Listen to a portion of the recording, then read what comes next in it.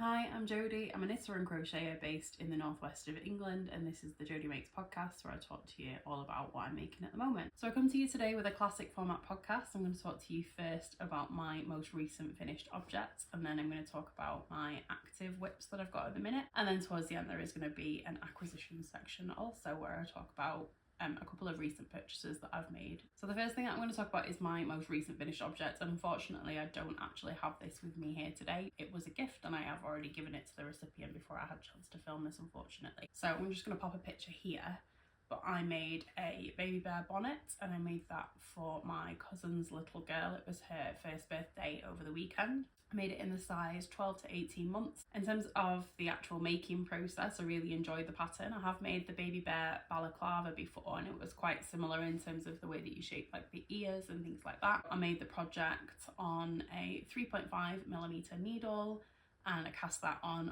the 21st of January this year, and I cast it off on the 23rd of January this year. So on the needles for a grand total of just 2 days. Nice, quick and easy gift knit for a baby. In terms of project stats, the yarn that I used was one that I purchased second hand from a charity shop. It was just a single partial skein of acrylic in sort of like a heathered grey colour. That cost me £1 at the time of purchase. The pattern cost when I bought it, it was £4.29 for the pattern. So a total project cost of £5.29.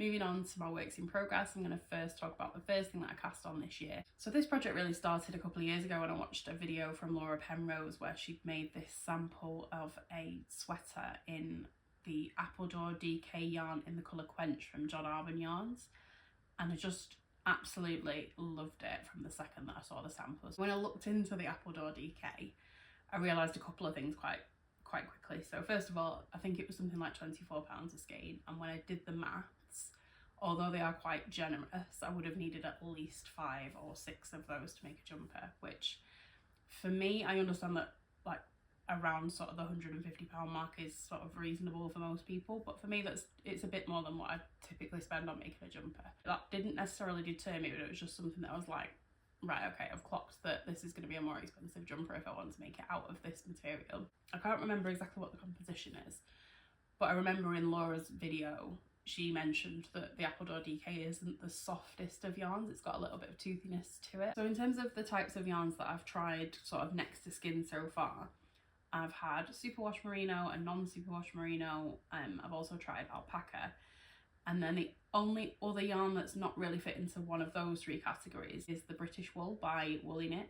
And if you watch my previous video, you'll know that I didn't necessarily find that the most comfortable. And throughout my knitting journey, I might build up some tolerance to the slightly itchier wool. But at this point in my journey, I'm just not there. And really, I want to stay in that sort of alpaca merino sort of place for my own projects that are going to go on my upper half and next to skin at least. So that ultimately really was the thing that put me off the Appledore DK, that it wasn't one of those 2 fibre compositions. So coming back to my actual project, I really liked the colour variation on the yarn and I really liked the design. And ultimately, neither of those 2 things came to fruition. Like I say, the yarn, I realised quite quickly that it wasn't something that was going to work for me, so I couldn't necessarily make something in the yarn. And Laura Penrose to this day still hasn't released that design as an actual pattern. One thing that I did do in the aftermath of watching that video, knowing that the Appledore DK wasn't really going to work for me, was actually request some Drops Fiesta for my birthday. So specifically in the colour Unicorn Sprinkles, which is colour 14. It's obviously not Quench, and I think when you see the actual jumper that I've made, it's very, very different from the colour, but I think it was that sort of like variation between the colours where from a distance it doesn't necessarily look like a ton of different colours, but as you get closer you sort of see more and more and more colours, and I really do think that this yarn does show that. So here's my swatch. I cast this on with a 4mm needle, and I started with the sort of diamond cables, and it was really just figuring out what size of cables that I was happy with, and it did take me a couple of goes to get to this size. So I started with a swatch because I really wanted that sort of diamond cable motif, and I essentially have gone with a process where I've made the swatch, I've blocked the swatch, I've measured the gauge of the swatch, and then I had a quick look in my pattern stash just to see if I had any drop shoulder patterns that met that gauge, just to see if I could sort of use a base pattern and put my sort of cable motif onto the front of it. And that's where I came across the Lusk tee from Rebecca Clow. So I'm going to show you. I've gotten quite far on this as well. So like I say, I cast this on the 1st of January. And this is where we're at. I spent quite a lot of time last year working on a Liké pullover by Sari Nordland, only to get to the end, block the project, and it ultimately be really ill-fitting. And that's something that I still want to go back to fix. But I really wanted to avoid that in this project. And so what I've done, I've worked this project to try and avoid that on this scenario, is I've worked the body. I got to the point where I could connect it in the round. I tried it on just to make sure that it fit and it wasn't too small. I could get it on quite easily.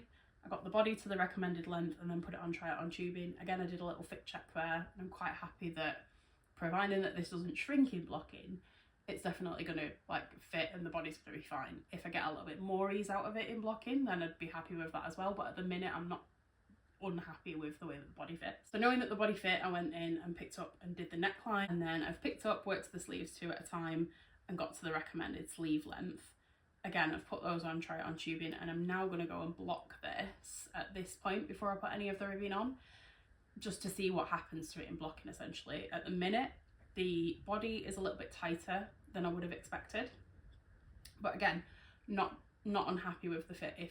If the body doesn't grow, I wouldn't necessarily be mad with that. If the body does grow, again, not going to be mad with that either. The sleeves are both too short and too tight. But I do think, especially with the sleeve length, if the body relaxes, which usually on a drop shoulder it does, you do tend to get a little bit more sleeve length. And I am hoping that the fabric relaxes up a little bit on the sleeves. But I'm also not opposed to just ripping the sleeves back and redoing them. Once I finished the decreases, I measured it, and the sleeve is actually the right length as soon as I got to the decreases, so I've just stopped. And like I say, I'm now just going to block this and just see what happens to it. And then, depending on that outcome, I'm either going to have to re-knit the sleeves a little bit looser, or I might just be able to go in and add all the finishing details. But I don't want to do what I did with the Liké pullover, where I did do a mid-project block on just the body, but that was before I added the neckline, and I didn't do any mid-project blocking on the sleeves. I just blocked the body, then I picked up for the neckline, finished the neckline, did the sleeves, tried it on, like before I went to the ribbing, was quite happy with the sleeves, figured that because I'd already blocked the body, I probably wasn't going to get much growth.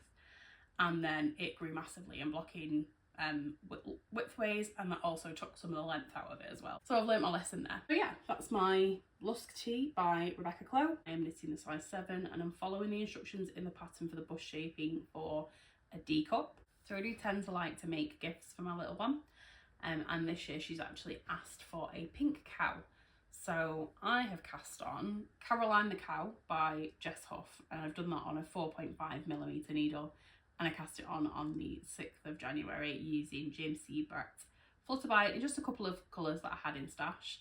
So I had 1.5 skeins of the sort of white speckle yarn in stash. I had 1 skein of the pink in stash, and I had about half a skein of this sort of like beigey colour. And so far I've obviously got the head done, I've done the ears, I've done the horn, and I've also got all of the limbs, so like the 2 arms, the 2 legs. Nice, quick and easy project. So the Caroline the Cow pattern by Jess Huff is a free pattern on her website. It's a really nice pattern actually, and there's lots of sort of video tutorials if you're new to crochet.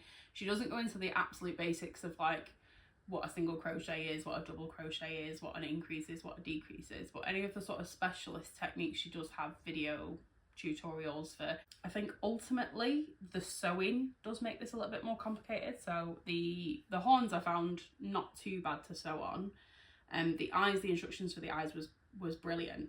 The ears are a little bit floppy, and I don't know if that's just me having misinterpreted the instructions and maybe not sewed them down as much as you're supposed to. But yeah, I think there's a lot of hand holding in the pattern, and I think it is quite accessible if you were a sort of an adventurous beginner. I have made it slightly bigger. So again, if you watched my last video, you'll see that last year I made a plushie for my daughter. Similarly, in fact, this is being made using the remnants from that project. And I ran into a bit of a problem last year where I'd already bought the James C. Brett yarn, and I wanted to use that. It was the right colours, that's what I wanted to use, and the pattern called for I think a DK or a worsted, and James C. Brett is definitely a chunky weight yarn. I thought about it enough in terms of the pattern recommends a 3.5mm needle. I'll move up to a 4.5 because that's what's comfortable to cast this yarn on with, and I knew that I was going to get a slightly bigger project out of that, but I didn't think about how that would affect the other bits that I needed to add to the project. I have learned from that mistake. So with Caroline the Cow, I think they recommend I think it's either an 8 or a 12 safety eye, 8 or a 12mm safety eye.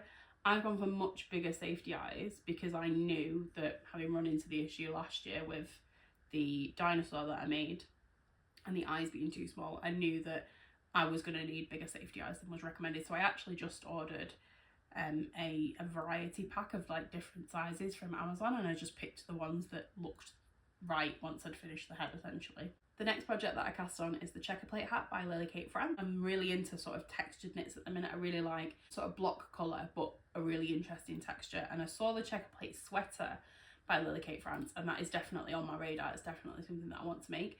It's not something that I've got yarn in at the minute to make. It's not something that I've seen a yarn where I'm like, oh yeah, that's what I want to make that sweater out of. So I don't think it's something that's going to happen this year, but it is definitely something that's on my radar. And I thought making the Checker Plate hat would sort of itch that scratch for me, scratch that itch, whatever that saying is. I always get it wrong. I do tend to like a lot of gift knitting, and so in addition to making the Caroline the Cow for my daughter's birthday, which is in February, I've also started a little bit of a tradition of making small gifts for Valentine's Day for my partner. He tends to get a bigger project at Christmas, so that's usually a sweater. I think this year I might make him a cardigan, but normally he's had a sweater, a bigger project.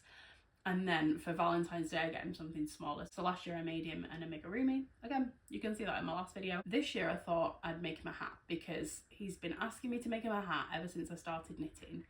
And I have actually made him a few hats. So the first hat that I made him was far too big because I didn't gauge swatch for it, because I was like, it's a hat, what could go wrong? It turns out quite a few things can go wrong when you're knitting a hat and you don't gauge swatch, and you sort of get to the end of it and you're knitting it on a bit of a deadline, so you can't go back and make changes if you're not happy with the way it looks. And it was far too big. And then the next hat that I made him was too small. Are we seeing a theme here? I haven't actually learnt my lesson there, because the first thing that I've done here is I have cast on with not the recommended yarn, and also not the recommended weight of yarn, and I haven't gauge swatched. So sometimes you win, sometimes you lose, sometimes you learn a lesson, sometimes you don't. But this project recommends using a sport weight yarn. It specifically recommends using the Lily Kate France, is it Fibre Spates collaboration yarn? I think it's called Axis. Nothing wrong with it.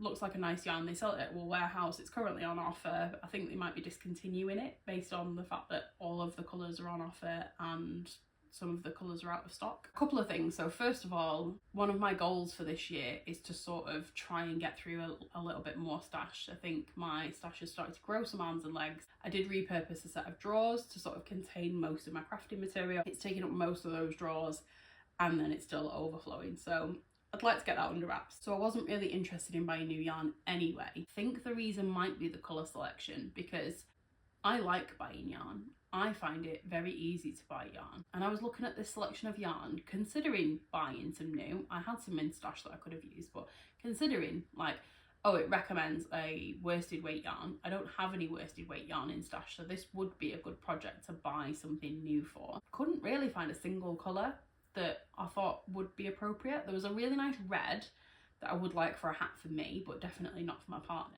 And a lot of the other colours were just sort of either flat, or the tone of them was just a little bit not what I was looking for. They're either, a lot of them are really, really warm shades. There's not really much for people who are more into cool colours. And had a look in my stash and had 3 balls of Drops Alaska. Now, Drops Alaska, definitely not sport weight yarn, definitely an Aran. It recommends a 5mm needle, it recommends a gauge of 17 stitches. In a 50-gram ball you get 70 meters of 100% wool, so definitely not the recommended yarn weight. However, I cast it on with the recommended needle size and the fabric feels fine. I have run into issues in the past where I've tried to cast on with a yarn that's not the recommended weight but still use the recommended needles, and essentially either get a fabric that is like so open that it would be obscene to wear it with nothing underneath, or a fabric that's so dense that you could like break a window with it. Because it's worsted and it's sort of up between DK and Aran, I think a lot of patterns that recommend worsted weight, the reports at least that I'm seeing in the community, are that people are equally successful with DK and Aran in place of worsted. So in the pattern listing, you can see there's quite a bit of space at the top of the head, which I didn't necessarily appreciate when I first cast it on. So I have actually knit the entire texture chart for this hat already, and then I tried it on my own head. Really liked the width of the hat. I think there's enough sort of ease in it that it's comfortable to wear, that it's not absolutely massive and falling down on your head or anything like that. So I'm comfortable that using the Aran weight yarn hasn't affected the width of it too bad. But then the one thing that I did notice was that it was hilariously tall. My partner definitely does appreciate a slightly closer fitting hat, and so I think I just sort of, I didn't really look at the pattern picture properly. I was just so obsessed with the texture that I was like, this is the one. So like I say, I tried it on, happy with the overall fit around the head. It was far too long, and I think that was exasperated by the fact that I've used the Aran weight yarn and so my stitches are slightly longer than they would have been, or slightly taller than they would have been if I'd have used that worsted weight yarn instead. As soon as I noticed the issue, I just ripped back immediately, because I thought, if I don't fix this now, I don't think I'll get the motivation to fix it. So I ripped it back. There is instructions in the pattern for if you would like a closer fitting hat. So it essentially says, here's the full chart repeat, and start from this bit of the instructions and repeat from there if you want a shorter fitting hat. There's essentially like a, here's how to remove enough rows to make it a shorter hat. So I ripped it all back, put it back on the needles, and I'm now following the instructions for the shorter hat, and I think it's going to work out a lot better for me. So I think I'm about halfway through the texture at the minute. Obviously this brim folds up, so it looks a lot bigger than it's going to be. So we do try to stick to sort of a 3 whip rule in terms of having one project on the needles at any one time that is a crochet project. So that could be an amigurumi or a crochet blanket or anything, doesn't matter what it is, it's a crochet project. And then I tend to have 2 knitted projects on the go at any one time, one bigger one, one smaller one. That tends to work out as one garment project, something like a bulky jumper, a cardigan, maybe even a blanket, and then something that's smaller and a bit more portable, something that I can throw in my bag if I'm going to go in the car for a couple of hours for a long drive, something that I can throw in my bag if I'm going to the doctor's or to soft play, somewhere where I'm going to be sat for a while where I'm wanting to avoid doom scrolling. So that's sort of like my 3 whips. But I do have one whip that doesn't really fit into either of those categories, because it's not something that I'd consider an active whip, but it's also not resting because I am sort of working on it. And that is, it's just a simple stockinette tube at the minute. It's going to be a scarf, but essentially this project is functioning for me as, I got to a point where I had a little bit of knitting time, TV watching sort of knitting time. All of my other projects were at a bit of an awkward stage. So with crochet, I tend to find that I can't ever do anything else. If I'm crocheting, that is what I'm doing. I can't listen to a book. I can listen to music because that's a little bit more active, but I can't like watch the telly, I can't listen to a book. I have to be focusing on the crochet, because that's just, especially with amigurumi where there's like increases and decreases and lots of counting, I just find it really difficult to multitask when I'm doing that. My checker plate hat, I just finished the ribbing, and I'd gotten to that bit in a project where you've not quite got the chart repeat down yet, and I had to sort of figure the chart out. And my sweater, I'd finished the body and I needed to pick up for the sleeves, and the sleeves have got like a little bit of a sleeve cap in them, so there was quite a bit of shaping before I could even get it set up. So it was going to be a couple of hours before I could get that mindless. So I just cast on, like I say, this stockinette tube. I have, I think it's 4 full skeins and then a partial skein of Drops Air in Stash, again in the colour 3, so sort of a similar family to this, a little bit lighter than the shade 3 in the Alaska. But it's just sort of like a heathered, it's definitely a grey, but there's a lot of white in it, so a really, really light grey. I bought loads of it for a cardigan that I was making last year, and I got really far through it, and then we were doing some DIY in the house, and we were painting something, and I accidentally got paint on my 80% finished work in progress cardigan. So I had a fair bit of this in stash, and I just thought, this is the type of yarn. The more I'm working with this Drops Air, because I do have another jumper made in Drops Air, and it's really started to lose its shape as time's gone by. Obviously the cardigan that I was trying to make didn't go successfully. And I was just looking at the yarn going, you know, 4 and a bit skeins isn't enough to do anything significant with. I probably wouldn't want to make a jumper out of it, having seen what's happened with my other jumper in terms of how it loses its shape and it gets a bit over drapey. But it's really, really nice. It's really, really warm. It's really cozy. It's something that I think like next to skin would be fine. And I thought it's absolutely perfect for a scarf, isn't it? It's something that I really would like to sort of cozy into. And I think even not just for me, I think anybody would happily have this next to skin. It's just so soft.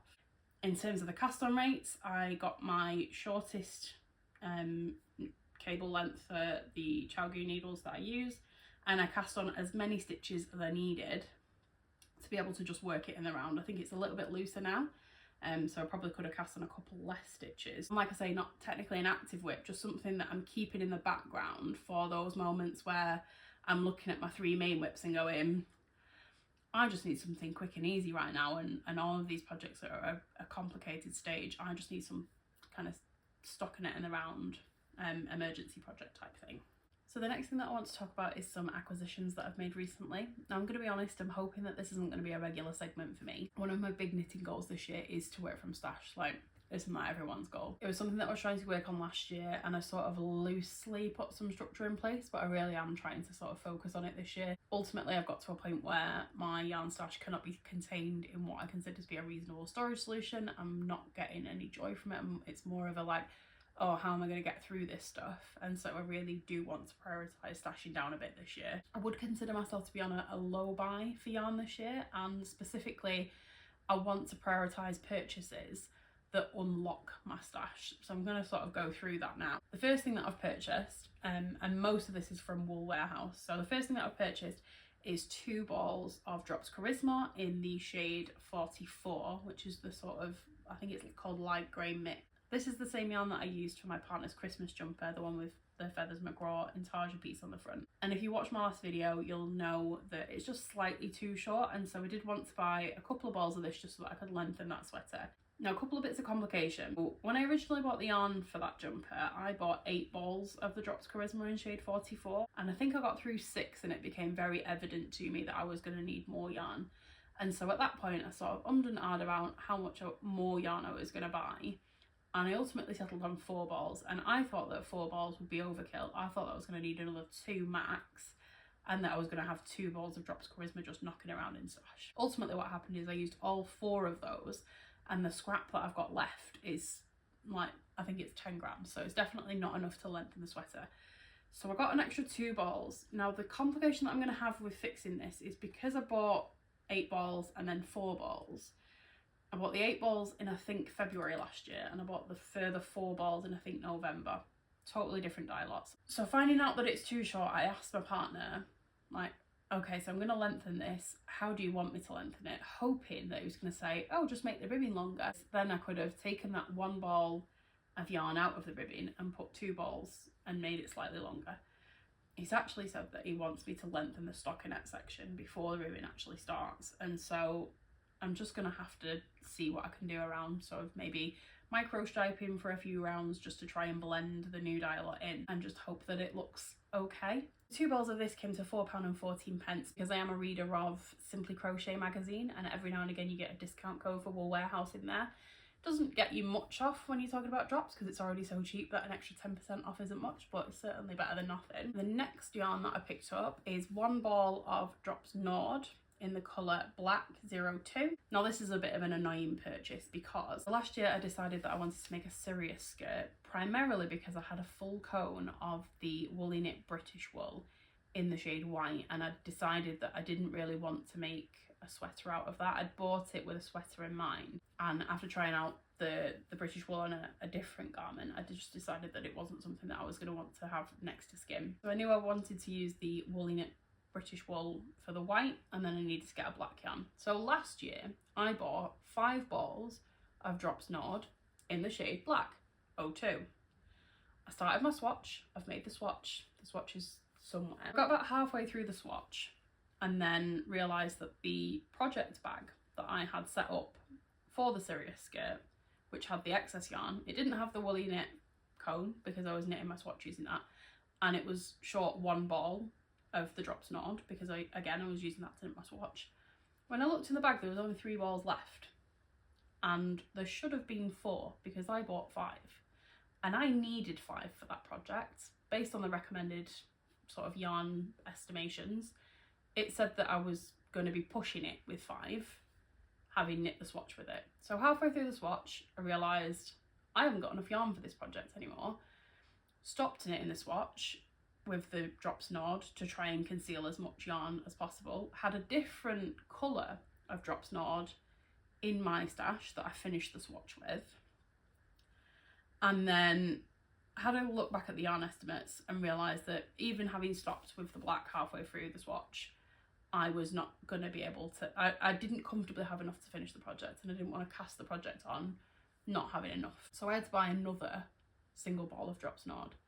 So that came to £2.43, and I'm calling that £2.43 a stupid tax. I've looked everywhere in my house. I cannot find that ball of yarn. There is somewhere in this house, there is a ball of drops Nord in the shade 02 black that's just hanging around, hiding from me. Can I find it? No. Well, the next 2 balls aren't the same. I am going to talk about them together because I bought them with the same project in mind, and so that is the Yarnsmiths Create DK in the shades Canary Yellow, which is 3166, and Carrot, which is 3126. And I bought both of these because a few years ago when my friend had a baby, I made a crochet rainbow baby blanket. Put a picture in here. It's a really lovely blanket. And I made that project, and to make that project I bought 100-gram skeins of the Hayfields DK, which is not my favourite acrylic yarn. I hadn't used it prior to making that project, and I wouldn't use it again. I had quite a bit of leftovers from that project. I think I've got 2.5 skeins of the white, and then I've got remnants of the red, yellow, orange, green and blue. But because of the way that the rainbow works, you use a lot less of the blue than you do of the red. So obviously with every new colour that you're joining in, because you're a bit further round that arc, there's more stitches, so it takes up more yarn. So I've definitely got enough white to make another one, and I had enough of the blue and the green from the original project. And I've also got another 100-gram skein of another red acrylic yarn in my stash. And so I figured that the easiest way to use those up would be to make another of the exact same project, another crochet rainbow baby blanket, but I definitely didn't have enough of the orange or the yellow. So I just bought 2 new balls of standard acrylic DK weight orange and yellow yarn to tie into that. So I know what you're thinking.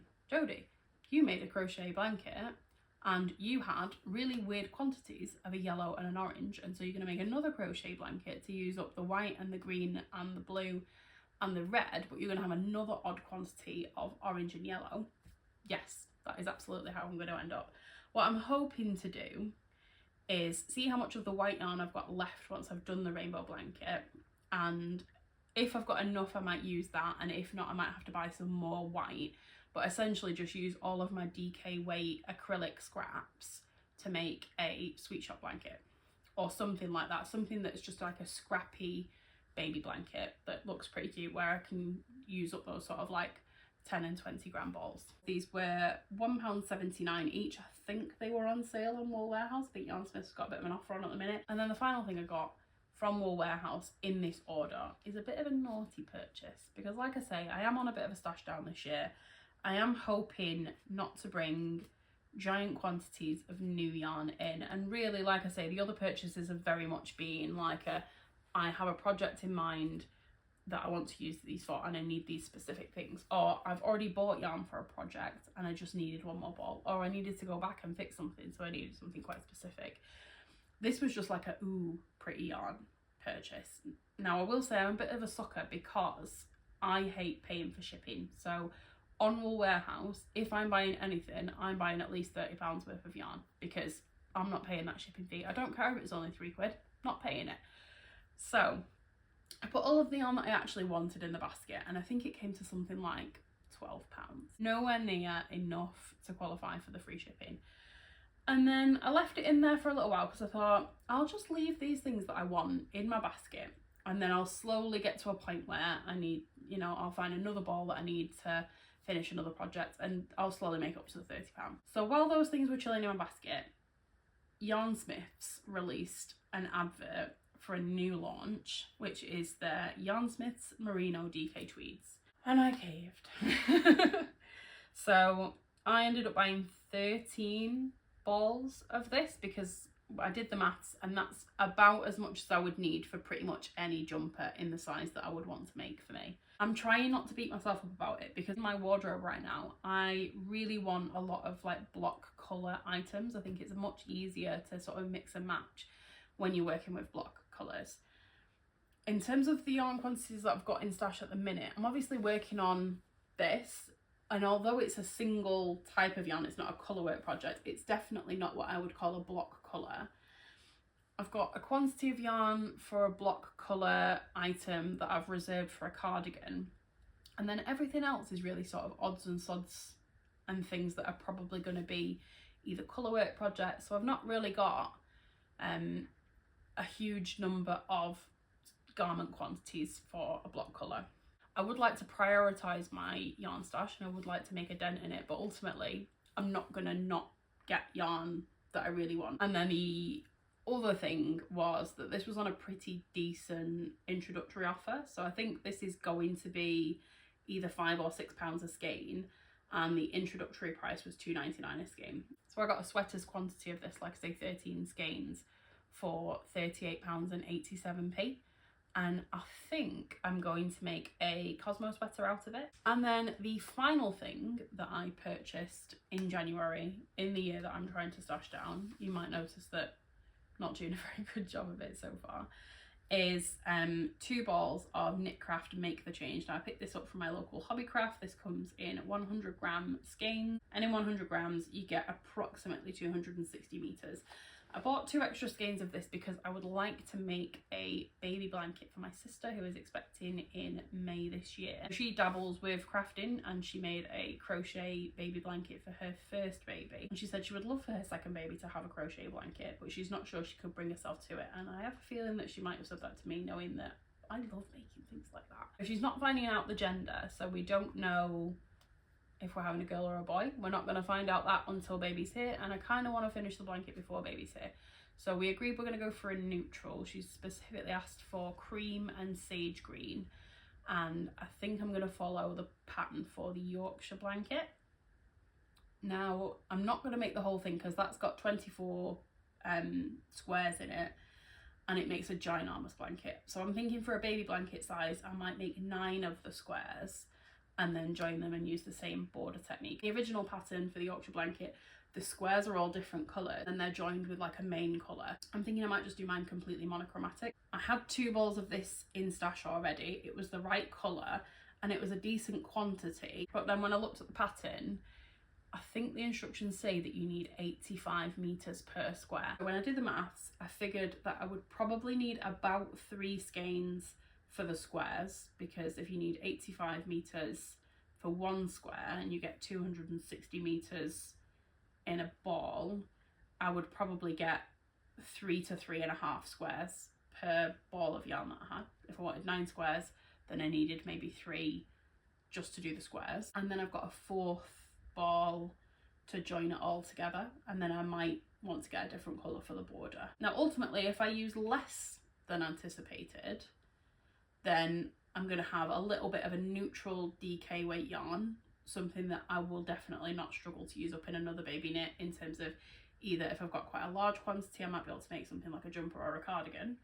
If I've only got a small quantity, this is exactly the type of colour that I would want to use as a contrast colour for stripes, so I'm not concerned about not using all of it. And if I've not bought enough, then she's already said that she wouldn't mind having a sage green border, so I could definitely just go and get a different yarn entirely in a sage green. And for the 2 balls of that was £6.60. Thanks for watching. Bye.